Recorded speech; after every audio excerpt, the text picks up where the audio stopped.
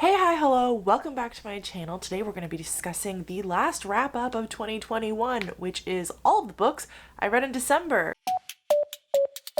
If I sound a little bit funny, I am sick. I'm a little bit congested. I'm getting over it. Hopefully this will be my last day. Yes, I was sick like 4 weeks ago, and unfortunately I'm sick again. This month I managed to read 16 books and I only DNF'd 3 of them, which might be a lot. I don't really know. 3 is not that bad for me. That's actually kind of a smaller month.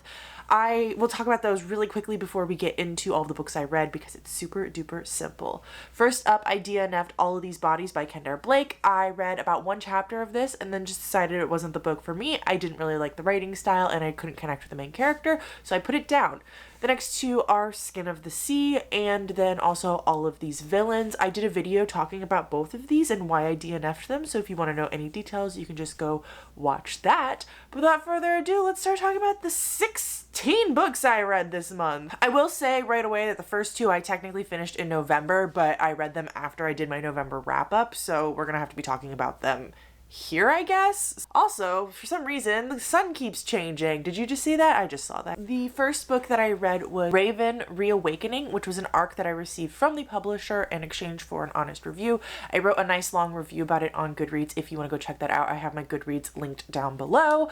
But mostly what my thoughts was that this was like a Black Widow story, but told in a fantasy setting. So we have our main character who used to be this like trained spy assassin, got away from that lifestyle, and now that lifestyle is coming back to hunt her and kill her. And so she's on the run, but she's getting back in touch with her roots and the people that she used to work with. You find out a lot of secrets, you get a lot of things revealed. Overall, I thought that it wasn't a horrible book, but it felt like it lacked in a few areas. Specifically, it felt like none of the stakes were real and everything just kind of happened too easily for our main character. I also feel like the fight scenes could have been written a little bit better. I gave it a 2.5. If you want to know more details, go to Goodreads. Next up, I read Abaddons Gate, and I also ended up later in the month reading Ciabola's Burn, so I will talk about these 2 in tandem right now. So Abaddons Gate, I loved. I rated this 5 out of 5 stars. This is my favorite one in the series so far. This is the 3rd, and this is the 4th book in the Expanse series, which has Leviathan Wakes as the very first book. This one's been my least favorite, but that's not...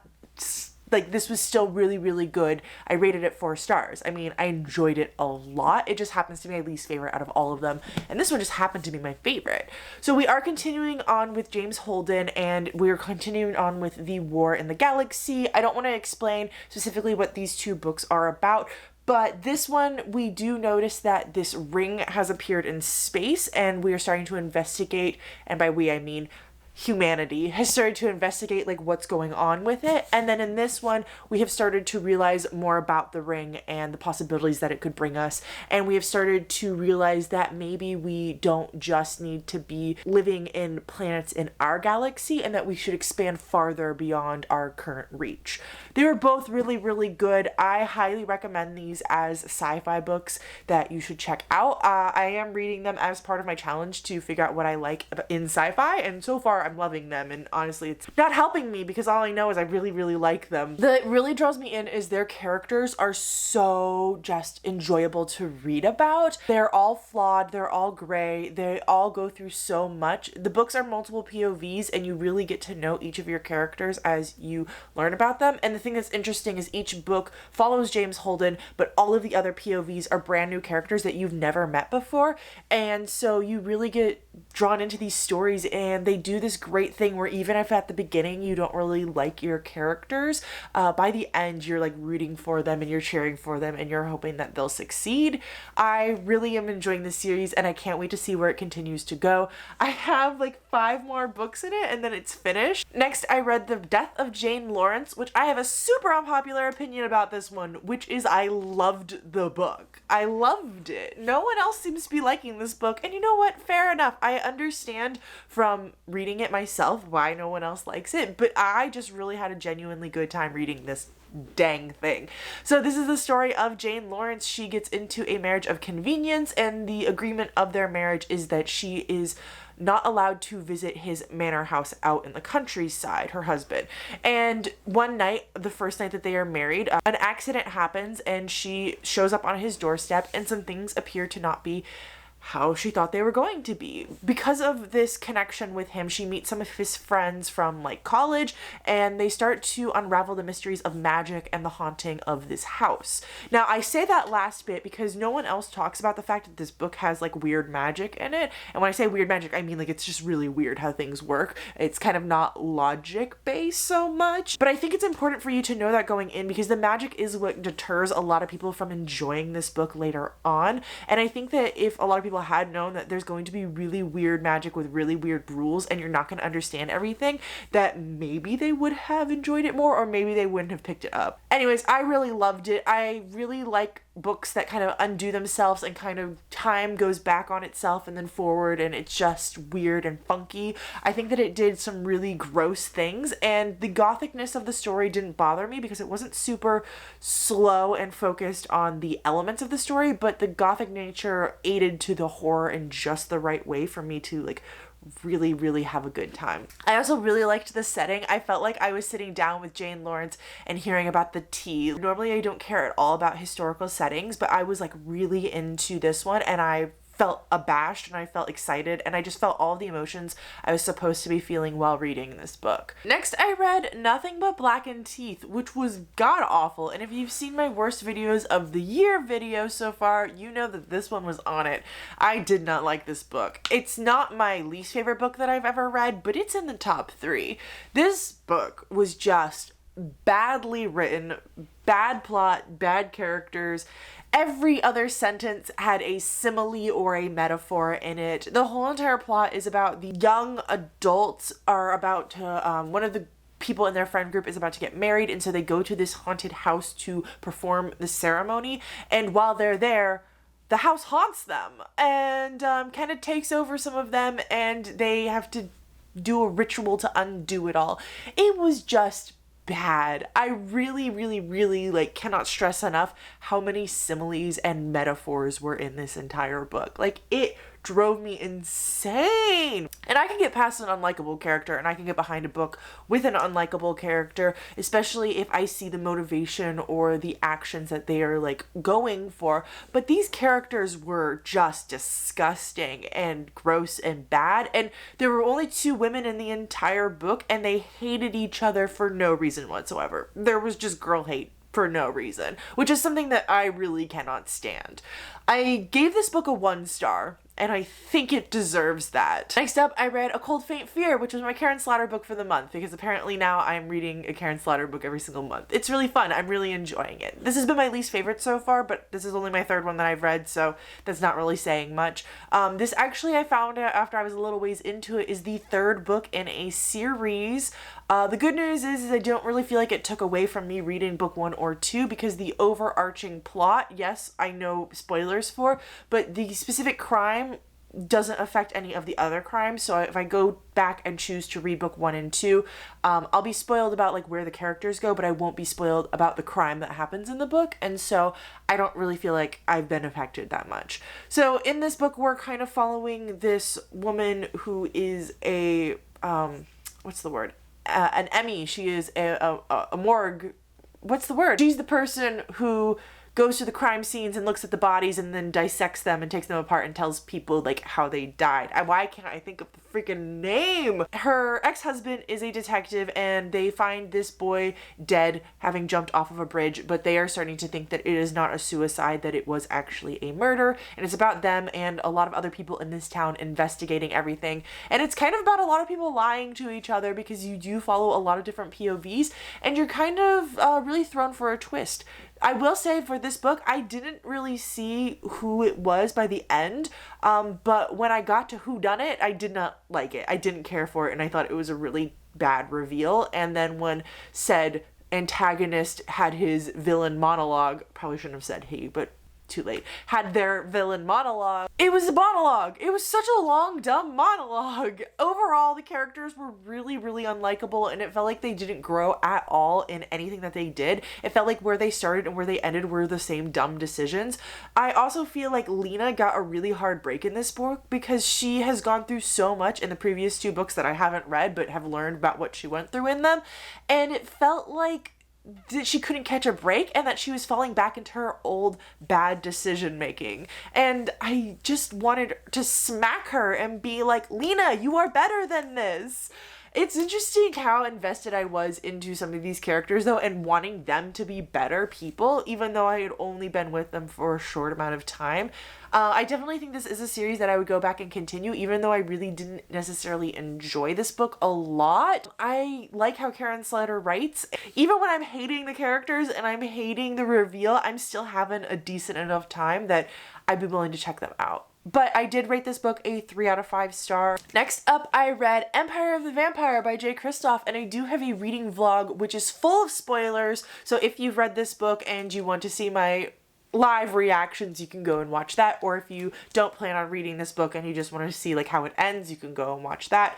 But I loved this book. It was so freaking good. Oh boy, it's in my top favorites of the year, which video hasn't come out yet. It should be coming out next week. And I'm really excited to be talking about this one with you all here and there. So this is Jay Kristoff's newest book. This is part of I believe it's going to be a trilogy. We are following a man named Gabriel, and he is a silver saint, which means that he basically has been preordained kind of by God, there's reasons, to hunt vampires. So in this land, the sun set one day and never rose again. Well, it rose, but there was like dust keeping the sunlight from shining upon the land. So there's no more sun. And because of this lack of sun, it has allowed for vampires to take over the entire land. The book starts out kind of at the end of our story, and we have Gabriel in prison, and he's talking to a vampire, and the vampire asks him to tell his entire life story. So we cut back to when he was a child and how he became a silver saint and how he trained with them. And then there's also a second timeline that he's telling, which is after he has stopped being a silver saint and he's basically lost all of his religion, and he is trying to help this group of people find, it's basically like the Holy Grail, so that they can bring the sun back and stop the vampires. So I loved it. Jay Kristoff has a very good way of making bad things happen to characters, and it's something that I'm just so invested in, and I love seeing authors who aren't afraid to just like do shit to their characters and give them the worst time possible. It was so enjoyable, and I'm not really a fan of vampire books, to be honest. I don't think I've really ever enjoyed one in my life, but this one was done so freaking well. I really liked Gabriel, and I think he was a great protagonist for us to follow. He was super flawed, but he also like had a heart of gold, but also like was a huge asshole. And I definitely will be continuing on with this series, and I'm so excited to learn more about it. This is a very slow story, and there are a lot of myths and legends that just kind of happen while you're reading, and you have to stop and read about this random tale for a little bit. But I didn't mind the slow nature, and I'm actually thinking I'm starting to get into slower books more so now than I used to be, and this was part of why I'm starting to think that. I did tab it, and I don't know how well you can see, but any page that has a black mark on the edge was a page that made me cry. So yes, I cried 3 times in this book. All my other tabs I explain in that video if you want to know more about them, but I genuinely had a really good time reading this, and I would recommend this for fans of like dark fantasy. Also, one of the really cool things about this book is, since it's about a historian chronicling the life of Gabriel, they mention at the very beginning that the historian is like drawing pictures while Gabriel is telling his story, and those pictures are put throughout the entire story. So yes, the book is illustrated. I would say that there's pictures like maybe every like 40 to 50 pages, so there's like 8 to 10 throughout. Next up, I read The Marrow Thieves, which is an indigenous voiced story about a futuristic society where it's really interesting because in the summary online, they spoiled the big twist at the ending, so I guess I'm allowed to spoil it too, but basically all of society has lost the ability to dream, and it's kind of driving people a little bit insane. The only people who are still able to dream are indigenous people, so native people to the Americas, native people to wherever they are. I think it really specifically talks about America in this story. People are hunting them down, and by people I mean white people are hunting down indigenous people to collect parts of their body in order to see if it'll help them dream again. So that's kind of like the background of the story. The main focus of the story is about this boy. I think he's like in his teenage years, and he is joined up with a band of other indigenous children to adults, and it's about them surviving in the wilderness and trying to get along and trying to remember the stories of their people and the language of their people and the culture of their people, because it's basically been erased and they don't have elders to teach them things anymore. This story took me for a surprise. I didn't think it was going to be as hard-hitting as it was. I thought it was going to be hard-hitting, let me tell you that, but it hit me harder than I was expecting, and I really, really enjoyed what it did. It does have more of a indigenous voiced way of telling a story. So in case you're unaware, Western stories tend to be a lot more linear in fashion and don't take you on a lot of different tangents, whereas indigenous voiced stories can take you off onto little side stories a lot more often. This is something that I have learned from following different indigenous voices online and learning about their different storytelling methods and stuff like that. This story does have that, where you'll have like these campfire tales, or you'll have one of the adults or one of the older children teaching the other children like stories from their past or stories from their people's past. The ending was so good. I honestly wasn't sure how this book was going to end, because the whole entire story is these kids are being hunted for their lives, and they're such a minority that you know it's not going to be a revolution tale. You know that they're not going to be coming back against the white man and succeeding and like teaching the white man a lesson and rising up. It's not going to be a Hunger Games-esque story where you have a revolution and you feel great at the end because the revolution succeeded. So I didn't know where we were going to go, because how do you end a story when you already know that the whole entire tale is hopeless? But the author did such an amazing job of ending the story, not making you feel hopeless, but also making you realize that like things aren't necessarily going to change for these characters, and that bad things are going to continue to happen, but that doesn't mean that they're not going to have good times, and it doesn't mean that it's completely hopeless forever. I highly recommend this book. It is more of like an older middle grade, early high school type story, but it was really, really enjoyable, and it's one of those books that has won so many awards and been nominated for so many different things. And it's just such a great thing. Like I highly recommend this, especially to people if you're in high school or if you have a child in high school, to just read and help them understand a little bit more about people who aren't maybe necessarily like them. I don't know if I said already, I rated this a 5-star though. I highly, highly, highly enjoyed it. Next, I read Witches of Ash and Ruin, which I enjoyed. This is actually the last book that I needed to read for the Magical Readathon. I had until April to finish this up, so I'm really glad that I finished it up now, so I don't even have to worry about anything until April comes. This is the story of a girl who outed at her school as bisexual. She is part of a witch's coven. Some murders start happening around the town. It's a very small town in Ireland, and so she's kind of dealing with her father as the pastor and being outed as bisexual and having to deal with like the religious differences between her father's Christianity and her paganism, and then also her having to deal with the fact that like her identity, part of her identity, was released to people without her consent. The back of the book says that it has her dealing with the release of her bisexuality through OCD. I personally feel like her OCD really wasn't a focus of this book, and that her bisexuality was a little bit more of a part of the story.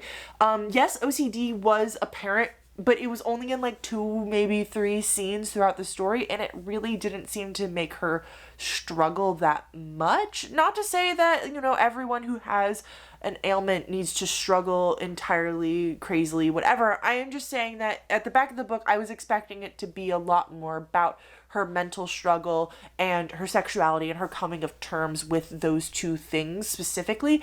And instead it was a lot more of like a murder mystery. The main focus was on her and this other girl is from a different coven. Her grandma used to live in this small town, used to be part of this coven, and they found out that something bad was happening. Witches were being murdered, and they come back to this small town because it reflects some murders that happened around the time that the grandma was in this town. And so they start working, the 2 covens start working together again to figure out the murders and to try and stop them from murdering anyone in their covens, right? So that was the main focus of the story. You get the POV of the person who's doing the murders, and you know who it is from the very beginning, and I didn't necessarily like that. I really just wanted to focus on our witches side of things, and I feel like the story would have been better if we didn't have the bad guy also like showing what he's doing. If you really loved the Raven cycle, this has similar vibes to that, where you've kind of got like witchiness, you've kind of got like some murders happening, you've kind of got like a found family of a lot of women working together to try and solve this like ancient mystery, but it was definitely not as good as the Raven Cycle, and I even hate comparing it because now I feel like people are going to go be like, oh, I love the Raven Cycle, I'll go read this. No, they just had similar vibes, but this one really didn't hold up next to it. So I did end up rating this one a 2.5, between that and a 3. I don't know, I'm kind of on the fence. I think it is more of a 2.5 though, to be completely honest. Next up, I read The Bone Season by Samantha Shannon, and I do have a video where I read this entire thing. You can go and watch that if you want some live thoughts about it, but I really freaking enjoyed this book. It took me a little bit to get into it. The first like 60 pages were so slow, and I am not lying, I wanted to DNF this so many times. In fact, I actually picked this book up one time when I was in college, and I read like the first chapter and I really didn't vibe with it, so I put it down and I just never thought to pick it up again. Oh, there's a hair on the cover. Gross. It's mine. Then recently it's just been kind of sitting with me where I was like, I really want to try that book again. So I got it, and I was struggling for a long time. And then I wasn't struggling. I mean, I was still struggling up until the end of the book. It is very hard to understand. It is very confusing, but I was loving the struggle, and I was loving our main character. I think that that's something that this book kind of taught me, is that you don't necessarily have to have it easy to have a really good book, and sometimes you can have to struggle through something in order to enjoy it.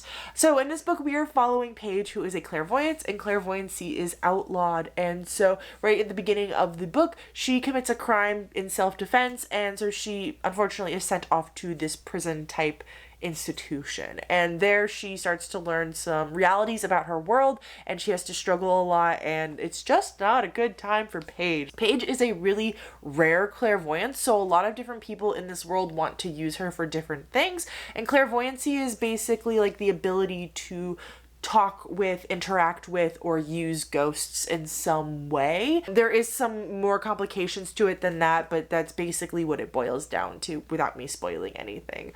I really, really enjoyed this book. I ended up rating it a 5-star because by the end, I was so invested into it and so enjoying it. I finished this book in like 3 or 4 days. It was hard to put down. I definitely recommend this to fans of YA dystopia, but you're wanting maybe more of an adult version of that, because this is a very adult book, but it has a lot of feels as many other YA dystopia. There is a romance, but it is so small and it is so slight and it is not important to the story at all, and it really doesn't show up until the end of the book that it's not even really worth mentioning, but I think it's going to play a larger role in the later books, which I will be reading. I rated it a 5 out of 5 stars. With that, I also read the novella The Pale Dreamer, which is at the back of the book. I didn't like that one as much. It is the novella of like before the story starts, so it gives you a little bit more understanding of how clairvoyancy works and how Paige got to be in kind of the gang that she's in at the very beginning of the story, but I really didn't like it. It was just kind of like meh for me, but to be fair, I don't really like short stories, so I knew that going into it. I just needed a really short book, and I rated that one a 3-star. Next, I read the first book in the Zodiac Academy series. This is something that's going around on TikTok, and I just had to jump on the trend because why not, you know? This is a fantasy romance, I guess you could kind of call it. It's like a really bad fan fiction of Harry Potter, but instead of having 4 houses based on your personalities, the 4 houses are based on which element of magic you can control, and everyone is a fae, but the fae are different orders where they can, like, some are vampires and some are shapeshifters and stuff, and then along with that, they're all like really obsessed with their zodiac signs for some reason. So there's a lot going on in this book. We follow these 2 twins who were humans, but they find out really quickly in the beginning of the book that they're actually changelings. So they actually are the daughters of the dead king and queen of the Fae realm, and the king and queen hid them to keep them safe. And now that they've turned, I want to say it's 16, but it might be 18. I can't totally remember. They've been brought to this school to train to use their magic so that one day they can become the rulers. The problem is when they get to the school, there are 4 boys there who were supposed to be the next rulers now that that line was dead. And so those 4 boys hate these girls and want nothing to do with them. It is a bully romance. I have not read a bully romance up until this point. I don't think I'm really a fan of them. I enjoyed reading this book, but this book was not good. And part of what I really didn't like was like the lack of boundaries between different characters. Like characters would be like, please don't touch me, and then characters would continue to touch them. Lack of common sense and just any kind of logic in this story at all. The whole entire book is like 2 weeks. But saying all of that, I rated it a 2.5, and I will be reading the sequel. In fact, I'm going to be picking up the sequel as soon as I finish talking to you all. No, it was not a good book. It was absolute garbage, but I had such a hard time putting it down. It's like 500 pages and I read it in 3 days. No, it's not good, but yeah, I had a hell of a good time reading it. Next up, I finally read Rhythm of War by Brandon Sanderson. This is the final Stormlight book that I needed to read in order to be caught up. I finally this year managed to reread book 1, 2, and 3, and then finally read for the first time book 4, which is Rhythm of War. I really enjoyed this book, but I will say right off the bat, I did not enjoy it as much as I enjoyed any of the previous books in this series. It is a continuation after book 3, so I can't really tell you what it is about, but the entire Stormlight Archives is about this culture on the brink of war. These two different sides are fighting each other over the ability to use these like crystal things that help power everything that they use, right? Thing with Brandon Sanderson is his characters are absolutely amazing. The books are huge. They're absolutely ginormous, but I highly recommend reading them. I rated book 1 and 2 a 5-star. I rated book 3 a 4.5, and I rated Rhythm of War a 4-star. I felt like it didn't have as much of an emotional impact on me as some of the previous ones, and then there was also just a lot of confusion about certain things that I really shouldn't have been confused about. It was just hard for me to like grasp some of the concepts that Sanderson was writing about, and he's just always done a really good job in the past of being able to explain his world building and his histories, and so in this one it felt weird that I was struggling so much with it. After that, I read Only Ashes Remain, which is the sequel in the Monster Market series. I can't remember if that's actually the name of the series, and I also can't remember. Oh, Not Even Bones is the first book in the series. I loved this. I also loved book 1, to be honest, so I mean, I'm not surprised that I also loved this one. We are following a girl named Nida, and in book 1, she is living in Peru with her mother, and her mother hunts down these magical creatures, and Nida dissects them, and then they sell their body parts on the black market, and something awful happens that causes Nida to fall in with the black market separate from her mother, and she runs into a lot of awful people who do horrible things because she is a mythical being herself who has the ability to heal her own body. And book 2 continues right after book 1, so I cannot tell you what it's about, but it was so enjoyable and so good. I rated it a 4.5. I loved it. I love how dark our characters are and how willing they are to do horrible things. There is a lot of reference to like gangs and mobs and torture, on-page torture, murder, cannibalism, just lots and lots of dark elements. This is a older YA book, I would say, so it's like 18 to 20-year-old. One of our characters is like 2021 and one of them is like 17, 18. I really like how this author writes. I really think that she does a fantastic job. I think that this series was so freaking enjoyable, and I can't wait to read book 3 and finish it up. I would personally classify it as a dystopian, a realistic dystopian. Only 2 left. Next up, I managed to read the entirety of The Eye of the World. I did it in like 4 days, and I did it in like the last 4 days of the year because I decided I wanted this to be on my 2021 reading. I don't totally know why. I did also annotate the entire book and draw pictures in it while I was reading, so it took me a lot slower to read through it than it would have if I hadn't chosen to do that, but I feel like I really have a better grasp on this story because I sat and read it so slowly and annotated and really digested it. I really enjoyed it, first off. This is a classic fantasy story. There is now an Amazon TV show about it, but if you don't know, it is about this boy named Rand, and these monsters come to his town and they are saved by this magical woman, and then this magical woman and her sidekick take him and a few of his friends off away from this place because the monsters are hunting them and she doesn't know which friend the monsters are hunting, and she is going to take them to this place where they're going to be safe. The entire story is a walking trip or a horseback riding trip. There's not a ton that happens, but at the same time, I really enjoyed Robert Jordan's writing, and I really liked the world that he built and the setup that it feels like is happening for the next few books, which the next few books, there's 14. There's going to be a lot in this world. I'm excited to continue on with these characters and see more about them. I really, really enjoyed this, and I'm super psyched that I'm now going to be reading this series for the first time. I will be reading The Great Hunt in February, not in January, so stay tuned for that if you want to know more thought. But I really don't have anything else to say about this. I rated it 4 stars. It was really good. It reminded me so much of Lord of the Rings, which obviously this got inspiration from that, but it reminded me of a few other fantasy books that I have read that I know they took inspiration from this. If you want to know more, I talk about that in video. I'll have it linked. And the final book that I read this month was Black or White. Me and a friend read this together, not as a joke, but also kind of as a joke because we just wanted to end the year having read a manga together. So I don't really have many thoughts to say about this. It's about these two boys who live in Japan together, and it is translated, so some of the writing was a little bit confusing to follow because the translation wasn't like perfect. Very adult, very smutty,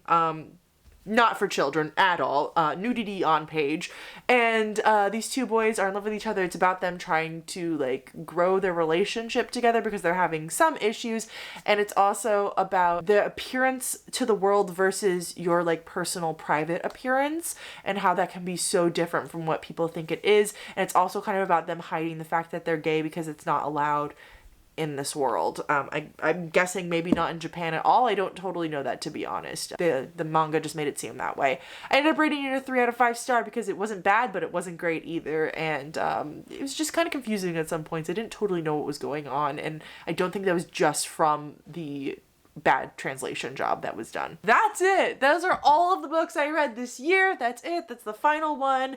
I have no more books to talk about from 2021. I am psyched to be going into 2022. Let me know down below how your December went. I hope you had a really good month, and I hope that your reading is going swell. I feel like that was a pretty good month overall. I mean, yeah, there was a 1 star on there, which doesn't happen very often for me. Thank you for watching. I don't remember how my outro goes, but until next time, I'll talk to you in the comments. Bye!